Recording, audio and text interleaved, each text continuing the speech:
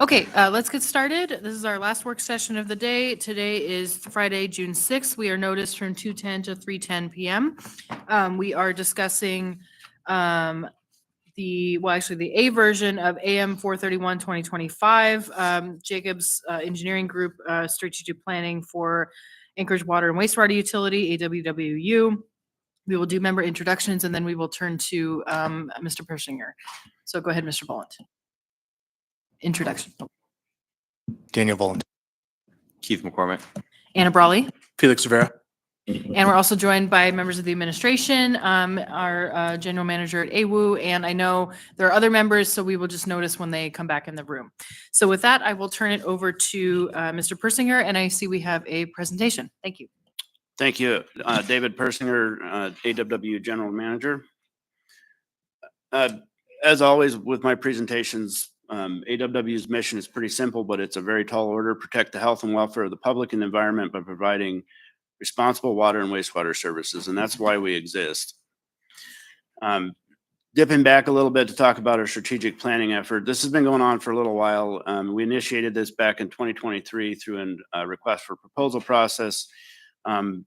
Strategic planning is something that it's something I've really gotten into here over the years as part of my career at AWU, and I've seen a lot of different examples of what we call strategic plans. And what I found over the years was a lot of times it was really hard to get into an actual strategic mindset when you're putting together a strategic plan. And a lot of times these plans ended up being essentially, this is what we need to do the next year. It was a work plan basically, and it wasn't really focusing a lot on high level strategies. And as a utility, we face, tremendous push from all over. We've got, environmental issues with, with our regulators that we have to deal with EPA and DEC. Plus we've got, funding challenges, and we've got, big initiatives like the Okludna, fish and wildlife program. So we have a lot of different high level things. We've got, water rights challenges. We've got, workforce issues.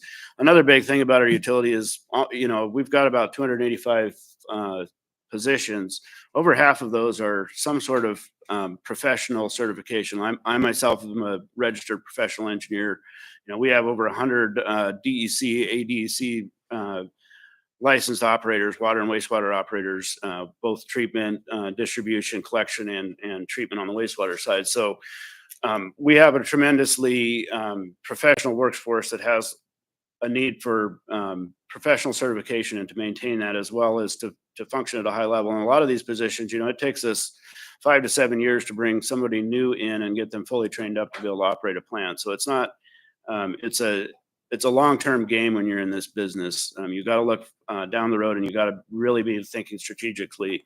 One of the things that I was exposed to as part of my some of the work that I do on the side with some of our member organizations like American Water Works Association, National Association of Clean Water Agencies, was this framework that was developed about 15 years ago, and it was endorsed by the EPA, and it was done by a conglomerate of our member organization, and that's the Effective Utility Management Framework. And it really provides a framework for water and wastewater utilities to strategic plan within, and it covers all aspects of it. And for example, like the energy industry, they've had something similar for a long time. This was a fairly recent thing, last 15, 20 years. So stepping back a little bit, we originally competed this back in 2003 through an RFP. It was, we had some challenges getting the contract executed, and we finally got it through in 2024. It was originally for about $125,000. Really what it was to do was to put together a strategic plan and look at this effective utility management framework, and then provide strategic goals and strategic actions through workshops and whatnot with internal folks at the utility. We embarked on that effort mid 2024.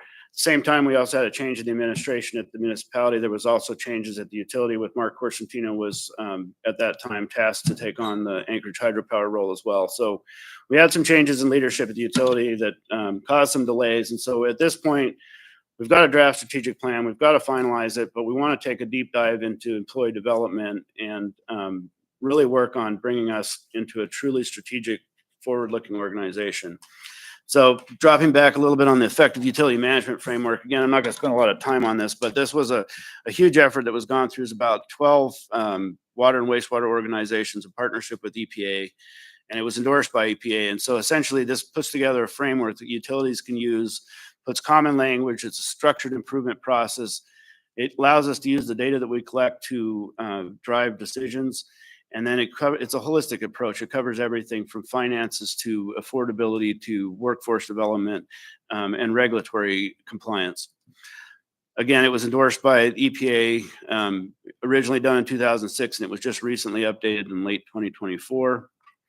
And then this is kind of the nuts and bolts of effective utility management. And again, I'm not going to spend a lot of time on it, but it's a very comprehensive framework for utilities in the water and wastewater industry to operate at a much higher level and be able to use data to drive strategic decisions. And so taking this framework, obviously 10 attributes, that's a lot for a strategic plan. Generally, 4 to 7 goals is common.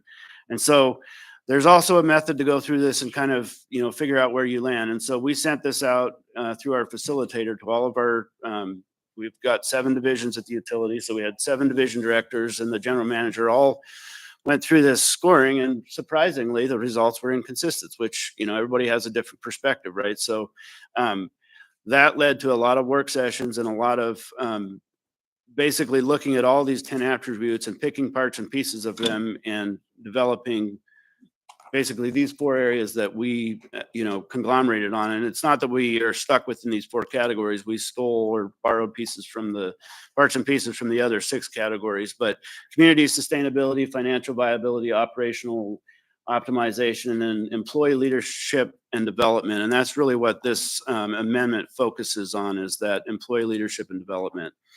Again, I'm going to go through a high level on the strategic goals. So community sustainability, that's managing operations, infrastructure, and investments to support the community's economic, environmental, and social health.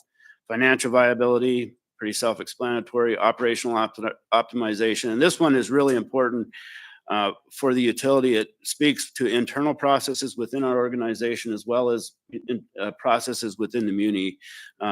It's amazing what it takes sometimes to get a piece of paper, for example, in front of the assembly to get approved. It takes a lot of parts and pieces to make that work. And there's opportunities for streamlining and efficiency.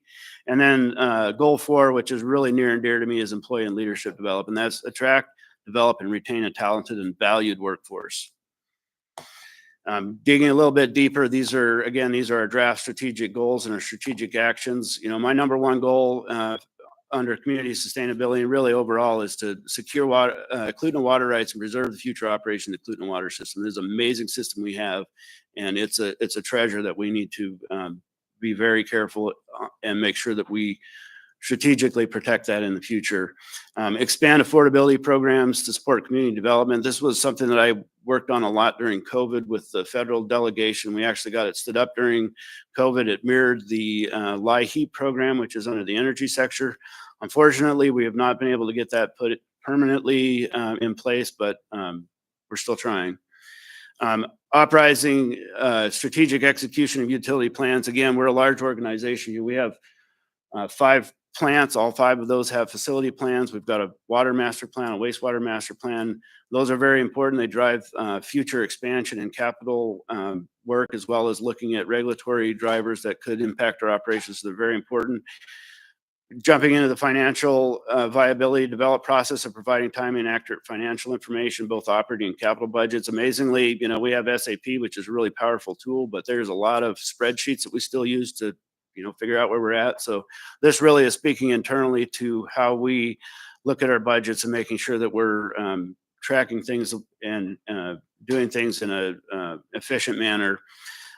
Creating a more responsive rate setting process. AWW is regulated by the Regulatory Commission of Alaska, and we're one of the only states that still uses a historical test year for rates. So for example, 2025 rates that went into effect in January, those are based on 2023 historical test year, and it's very backward. So we have, we incur costs in 2023, for example, and we can't recover those till 2025, if we get it approved by the commission. So we're always looking in the rearview mirror, and I think Alaska now is the only state that does that. I think Pennsylvania was the last one, and that changed a few years ago.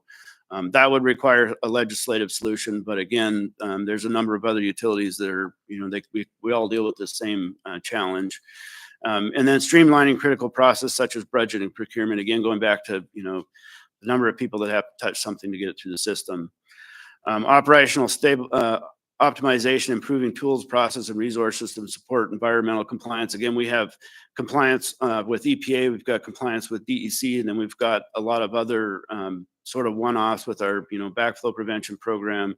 All of these have different platforms that we support them on or that we use to report out. Again, this is a technology solution to kind of consolidate and try to get rid of some of those systems and have a better see if technology has gotten us to where we need to go. And then implementing the effective utility management framework, really that's getting us onto that so that 5 years from now, when we do another strategic plan, we have a framework to work in and it will be a much smoother process. And then number 3 is improving the customer experience. Again, this is a technology solution. Our customer information system is very old and it's rev locked. You'll be seeing a contract here in the not too distant future. We recently went through an RFP for business requirements, and that's going to drive replacement of our CIS system. And that is the database that manages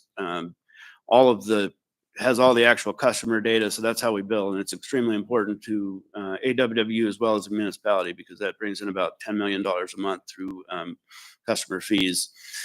Then into goal 4, employee and leadership development, improving safety and emergency resiliency, equipping employees with essentials, and fostering a safe work environment. This really speaks to everything that we're doing at the municipality. I mean, safety is paramount to our success, and it's something that has to be in a strategic plan, because if you're not taking care of your people, you're failing big time. Attracting and retaining talent. I mean, this is post-COVID, workforce 2020. It's a continuous challenge. Attracting and then retaining talent. So this is really where we're trying to go with this amendment is really taking a deep dive into employee and leadership development. And then, part of that is creating and implementing a formal employment development plan that fosters empowerment and involvement.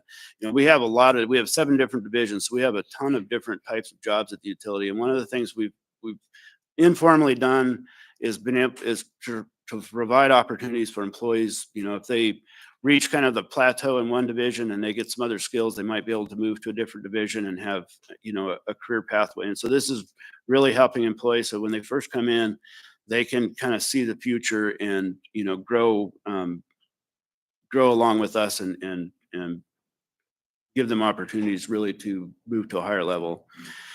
Another thing that's happened over the years is we've added, our mission, vision, goals, objectives. This stuff has gotten out of hand. And so I put all this stuff together to put a word salad together, because we've got so many different things and it's a bit overwhelming.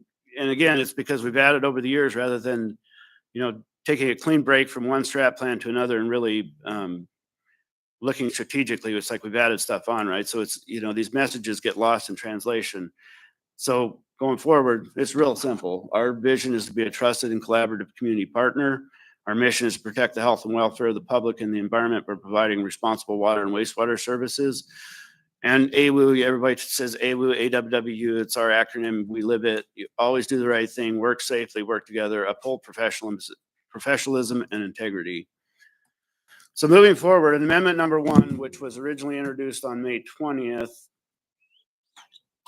and that was intended to take a deep dive into employee development and leadership development under goal 4. And that included, there's still some work to finish the strategic plan. There were some scheduling delays we had because of transition that ate up some time and resources. And so there's a bit to finish publishing the strategic plan.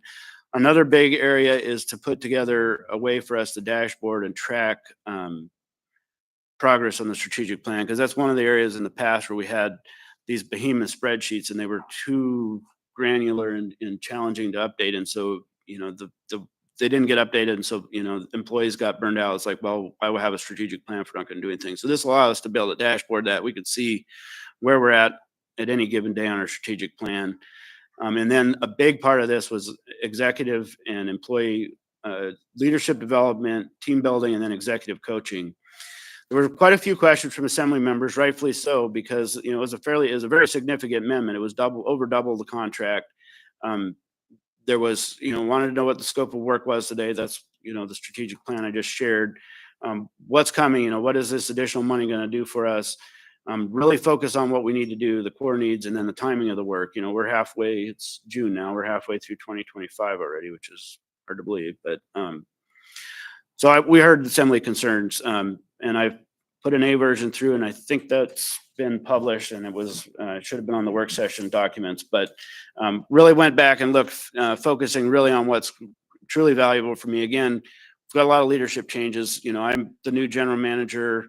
I need to hire an assistant general manager. I'm also, my engineering director is moving over to Anchorage Hydro. So I've got, you know, a number of vacancies on my leadership team.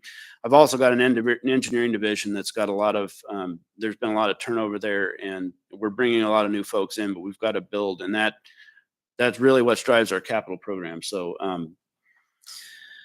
I heard the questions from assemblies. I talked to everybody that had questions, and really went back and took a look at the scope, and where we were able to scrub about 64,000 out of it. That was primarily executive coaching, and then some of the technology work by the consultant on the dashboarding. I kept some of that in there to be able to frame it out, but we have internal resources with our IT division that can easily put that together. And before we move on, if you can go back to the last slide. First, I'll note we were joined by Member Johnson at 2:11, Member Silvers and Baldwin Day at 2:14, and then Mr. Johnson had a question. I'll wait till the end. Okay, then we'll keep going. And then there was some questions about the timing. So really, I need to finalize this. The strategic plan is nearly done. We've got to, you know, publish it, identify the KPIs. Again, I'm going to have them identify and frame these out, but then we'll do the actual work in-house, and then initiate the engineering division team building. And then in 2026, we'll complete that, and then the executive leadership team building at that time. And the splits on the 2025 versus 2026 are shown in the assembly documents in the A version.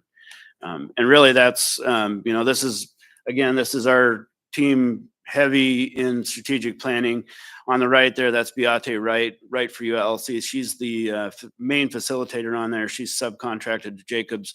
In the middle there, that's Christy, mine from Jacobs, another UAA graduate that has helped us a lot on this as well. But Beate started out as an Army engineer, and then was the distribution manager for Loudon Water in Virginia for a long time.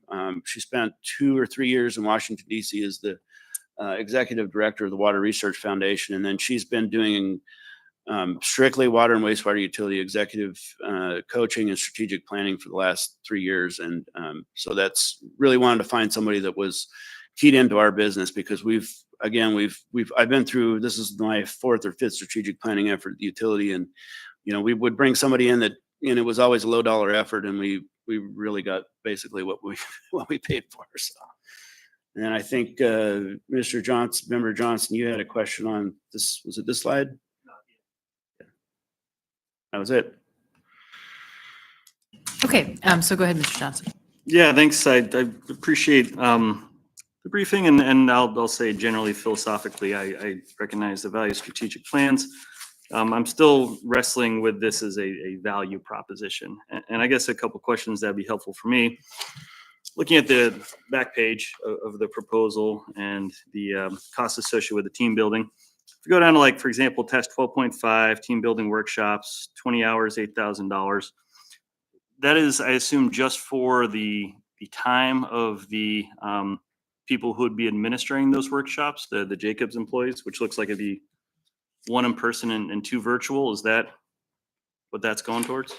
So those are comprehensive workshops. So those workshops would have one of the Jacobs people and Right for You, and then space for the facility, you know, for facilitation. But it's not for, like, employee hours, right? I mean, No. These are yeah. This is all of the work that's laid out in here is the contractor. I mean, that's $400 an hour for 1 person in Anchorage and a couple online, which seems like a very expensive proposition. I go down a little bit further and I see that, for example, for the 1 person who's going to be coming to Anchorage, $700 a night for a hotel room, $1,200 each way for their flights. I mean, that's like the nicest hotel in Anchorage, first class tickets on the airline, the meals, $200 per day for 1 person. That's like, not just a steak dinner, but like a really nice steak lunch as well. It doesn't, I'm feeling looking at this as, and the need to be a good steward of public dollars, like this is a very, very expensive proposal. And I'm not at the point yet anyways, where I'm convinced that the value we'll get out of this justifies what feels like a pretty extraordinary expense, especially when we're saying that we think we'll do another strategic plan 5 years from now. So we're talking about an expense, if I kind of amortize, what we're looking at spending here, like $80,000 a year in strategic planning. I mean, this feels like a lot to ask. Well, I think to answer the question on, the next strategic plan, this is a heavy lift to go from, to get onto the effective utility management framework. Again, if this was just a strategic plan, I think we would be done at this point, but this deep dive into employee development. And again, these are burdened rates. So this is, this is getting everybody, doing all the background work and the actual, that's what they bill for their, if they have an 8-hour workshop here, that's what they bill, but there's a lot of time that goes into building that. So, I mean, it's kind of like an attorney when they bill at $800 an hour, but they're pretty judicious with their time as well. So. But if it's about employee development and one of the biggest expenses is team building. I mean, over 5 years, employees are going to turn over. I would think that there'd be sort of diminishing returns in terms of the value of a team building exercise. So again, it feels like we're being asked to potentially entertain a very expensive ongoing expense for this. No, I look at the team building. These are, one time to set this, kind of set the slate with the team that we have and get everybody on the same page. I don't anticipate having to, if we have to keep going back and doing team building, then this team building failed and our leadership team is failing, because again, this is giving everybody the tools to be able to work effectively as leaders.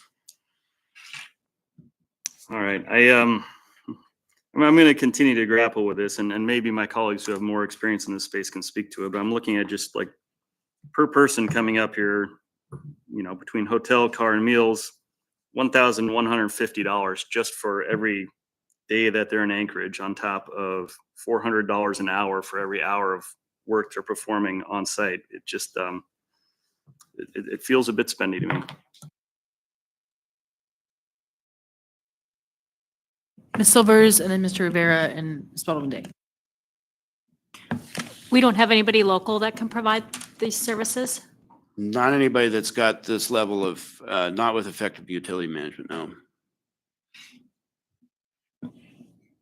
I guess you said not everybody with this level. Do we need somebody with this specific level, or would we do okay with somebody with a slightly less level? We could change it. The real value here is continuing with this facilitator that's built the strategic plan and has worked with the people. If I brought somebody else in, we would have, essentially start from ground zero again. I mean, it could be done, but one of the main reasons we're focusing on this is because we had very good success with this facilitators, particularly with our leadership group. Just with the strategic planning effort, there was a lot of team building as part of that was really incredible. Okay, thanks. Mr. Rivera, and then Ms. Baldwin Day, and then Mr. Johnson. Thanks. So a couple points from me. First, can you please give us a breakdown in terms of the cost and scope of what is specifically EUM and what is other ads? So if you could give us that breakdown, that would be helpful. And then two, are there examples of other utilities that made the switch to whatever management model they were using to EUM, and what were the benefits that they saw? Because I appreciate this presentation, but I know nothing about EUM, and so would love just a little bit more details about what the public benefit would be. Thanks. So I think to answer your first question, what was the EUM? I mean, this is wrapped into the strategic plan. So going to the effective utility management framework is really, it's a framework. So, we looked at several different frameworks, but EUM focuses on water and wastewater utility management. So To answer your question, the original task under the original contract, which was about 127,000, I think, was the original contract, and that covered basically going through that and building the strategic plan under that effective utility management framework. Now, to take that to the next step is where the facilitation and the team building. And then what was your second question? And then the second question was just around examples of other utilities. Oh, sure. Yeah, there's a lot of utilities. I mean, I think New York is one, New York Department of Environmental Protection. There's several other large ones. DC Water is another one that are operating on that effective utility management framework. It's very large utilities. Almost majority of the large utilities are on this. Okay, next, Ms. Baldwin Day. I'll defer, thank you. Okay, then Mr. Johnson. Yeah, thanks. So the original contract was to develop the EUM framework, and it sounds like we got a product from that. We got the framework, and this is about implementation of that framework. So the original project was to do the strategic plan and to get us do a strategic plan under incorporating the effective utility management framework.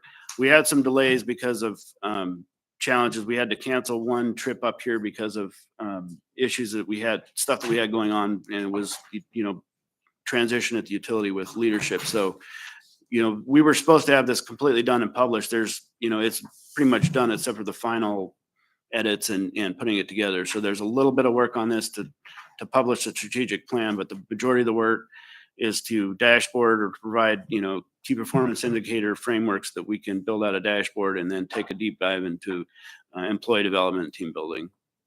Okay, so there's a little bit of work to get us the EUM in concept. And that was for $125,000. And it sounds like if we wanted to just wrap up that work, it would be a nominal additional expense. Yeah, it's another, I think it's somewhere around probably, I think the KPI stuff, I'd have to look through it, but it's, somewhere around 25, 30,000. Is there a timeliness issue? I mean, I understand it's always nice to get things done sooner rather than later, but in terms of what I'm contemplating here is, it sounds like one project is nearing completion, and now this is sort of a complementary but new project that we're talking about doing under the same contract, but it is more than doubling. It's nearly tripling the costs associated with it.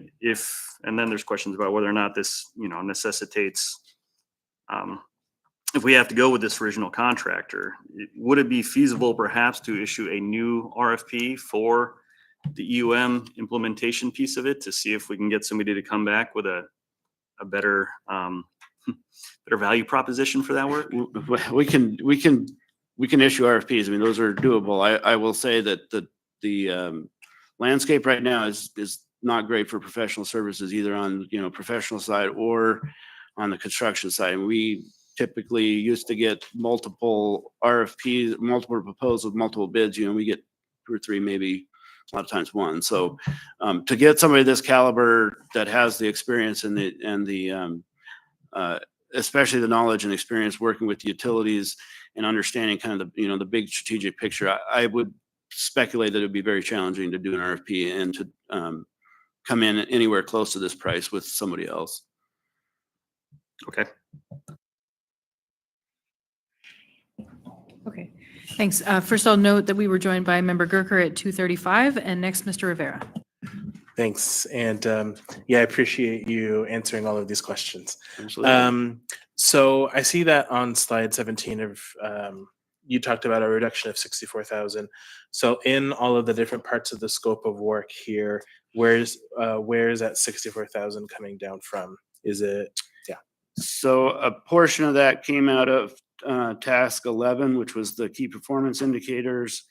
And then a portion of it came out, there was a executive coaching that was removed. And then we reduced the team building services. We combined some of the workshops and we're able to reduce the number of trips. So that those 3 areas where that came from. And then my second question is, so I mean, it's sort of pretty obvious when you look at the scope of work that the biggest dollar amount here is the team building services. And this has been a theme of this work session that we've been coming back to the team building services. So I guess could you again, not knowing EUM, could you just talk about how that particular task in the scope of work directly ties to EUM and the implementation of the strategic plan? Certainly. So again, the effective utility management, it's a framework. So it's a outline to strategic plan in. What really drives us is, again, water and wastewater utilities. We operate in a pretty niche market. I mean, it's very unique, and there's continuity that's needed. Like I said at the beginning, it takes me 5 to 7 years to fully train a certified operator, to be able to fully operate a facility and be legally licensed to be able to fully operate that facility on their own. And we compete with everybody else. We compete with, we have a private utility here that operates on JBER. They pay significantly more than us. And so again, this is a long game with utility operations, and we have to have the people in place and the training and the skills in place to be able to operate. I mean, we're on the front lines of public health. 300,000 people a day depend on these folks 24/7. And so it's imperative that we have continuity and that we have people available to do the work and that know how to do the work. And we've lost a lot of institutional knowledge over, Workforce 2020 and then COVID. We've seen turnover tremendous. And then, you add in I'm in tier 4, for example, and that's, there was a big switch with that because we also, if you go back through the tiers in the state employee retirement system, we track that, a tier 1 through 3 employee will stick around, 25 to 30 years. We have hard data on that. Tier 4 employees, we looked at this a couple of years ago, and the average was, 5 to 7 years, and that's gotten even less now. So we really got to think about, we're funneling towards this workforce challenge, and this is really the point of this is to be able to build our team and to be able to equip them with the tools, and particularly from a water and wastewater standpoint, because it is such a unique industry. Thanks. Yeah, so I guess that's a helpful response. So for me, what would be helpful as I make this policy and fiscal decision is to get an understanding of the investment that we are possibly going to make and the cost that it would take to have high turnover in the department. Because what I'm hearing you say is that we want these positions to stay because it takes years to get a new position up to speed and to get them fully licensed. And so it would be helpful to know if really we're sort of balking at this $172,000 figure for team building, but if that's really cheap in the long run, then we should know that. That's a challenging question to answer. That's a lot of data, but anecdotally, I mean, to bring a new operator in again, and get them trained up, we put a lot of in-house training in that. So during that 5 to 7 years, we're investing in their salary and everything, but we're investing probably 5 to 10,000 a year just in training for them as well. So you kind of got to look at all of those different factors. If somebody walks out the door, and I actually just had a quad 4 operator that's been at the utility for I think about 12 years now, just took a job as a superintendent in Virginia at a water treatment facility there, and is leaving Alaska because he's got family there. But again, this is an operator who's got 4 level 4 licenses. That's taken him, about 12 years working in different facilities to get that quad 4 license, and he's walking out the door and moving to Virginia. So those are the kind of things we're facing. And that was somebody that worked in our distribution system that is out there making sure all that stuff, the water actually gets to people's houses and it's safe to drink. So. Okay, other member questions? Ms. Baldwin-Day. I think another thing that would be helpful, as we're contemplating this decision is understanding how the engineering division specifically fits in and the role that they play in overall AWU operations. So I think for those of us who are not utility specialists, that kind of information would also be really helpful because as basically a lay person, I don't have context for why a significant investment in an engineering department would be a game changer for a water and wastewater utility. So I think that kind of insight is also appreciated. Certainly. So I think to just to kind of briefly over our engineering division. So we've got 7 divisions at the utility. Engineering has about, I think about 45 employees. So it's a fairly fair sized division, but it includes our project management section. And that section is primarily responsible for implementing our capital improvement program, which is roughly $70 million a year. Generally, it's about 35 on the wastewater side and 35 on the water side. So that's everything from, putting new pipes into neighborhood streets to, replacing, big projects that are water and wastewater treatment facilities. We've also got a planning division, and that division oversees all of our planning efforts. So if you want to come in, let's say you've got a parcel that you want to get water or sewer service to, you come in there and talk to them. And, they deal with all the easements, connections, things like that. Plan reviews, private development. So if there's, a new subdivision going in, they're responsible for executing all those subdivision agreements and working with the developers. And then we also have a strategic asset services group within the engineering, and they are responsible for our GIS system and our asset management system. So that's our system of record, and that ties into our work management system. That's how our GIS system, all of our pipes and components, they're geographically located, and all the data is attached to them too. So if you want to look at a piece of pipe, say if I want to look at a piece of pipe in the alley over here, I can go look at it and see when it was put in and all the data for it. And then we also have a project support group, and that group deals with all of our, they're primarily focused on funded projects. So that's our state revolving fund, both on the wastewater side and the drinking water side. So that's the low interest loans that we get through the SRF program, as well as any of the grant funding. So, and they deal with reporting back to the DEC and that. So it's, they're primarily, it's responsible. It's the front lines of development, as well as our capital improvement program, and our capital expenditures drive our rates significantly. So if we don't execute capital, it gets really challenging on the rate side, because cost of capital drives rates significantly. Mr. Johnson. Yeah, thanks. And I, I'll admit I'm still skeptical here, but I do want to be clear that I really appreciate the work AWU does. And as you pointed out, I mean, it is really the front lines of keeping our community healthy and safe. So not to take away from that at all. And I appreciate the point about how important and challenging it is to attract and retain talented people, right? And I hear some common themes when we have these conversations with organizations, usually relating to pay, benefits, the demands of the work, opportunities, things of that nature, right? And all of those points resonate with me. I think what would be helpful for my decision making is understanding how this really plays into that retention piece. I mean, you talked about how we lost one very capable, individual recently. I'm not sure if I'm convinced that, like, if he had been afforded the opportunity to go through, 100 hours of team building exercises, he would chosen not to pursue an opportunity elsewhere, right? I'm trying to. I think to be convinced that this makes sense, given the dollar amount, I would like to better understand those connections between the work we're proposing here and the impact that has on employee retention. That would go a long ways towards me, because I think Mr. Rivera made a good point about, what is the cost of not holding on to people. And I think that has something, merits consideration, but I'm still trying to figure out the nexus here.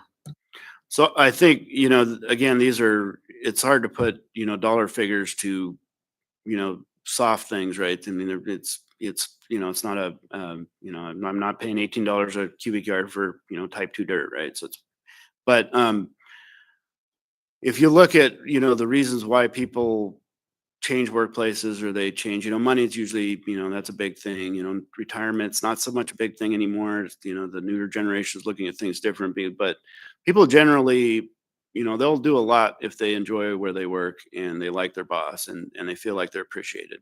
If you not feel like you're appreciated and you're not happy, you're going to be out looking for work. And nowadays, I'm at my level, I get hit up by headhunters all the time, right? So it's understandable. So if you're happy, you feel like you're part of a team, and you feel like you're doing something important that's going to make people's lives better, that goes a long ways. And really, the business we're in is, we're on the front lines of public health. And, I use this example, and it's not to detract from our friends in public safety, but, police and fire, they save a few people at a time. And we are on the front lines. Everybody depends on us. If we fail, I mean, if you look at back in history, you look at Milwaukee in 1992 when they had the crypto outbreak there, a bunch of people died because water system failed. So this is really important. And so again, it's all kind of bringing all this stuff together and getting people to understand that, this is a great place to work. I believe in the mission. I enjoy coming to work, and I got, pathways and places to go.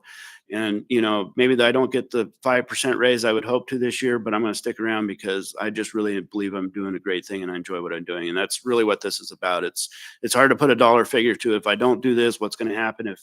If I had done this, did somebody leave? It's hard to look at it that way. It's really more big picture. It's, coming to work and enjoying coming to work. I get up in the morning and I love coming to work, and I am busy and I don't get a lot of sleep, but I absolutely love doing what I do. And I could do something else, but this is what I love doing. And that's really what I'm trying to do with the other 284 people at the utility.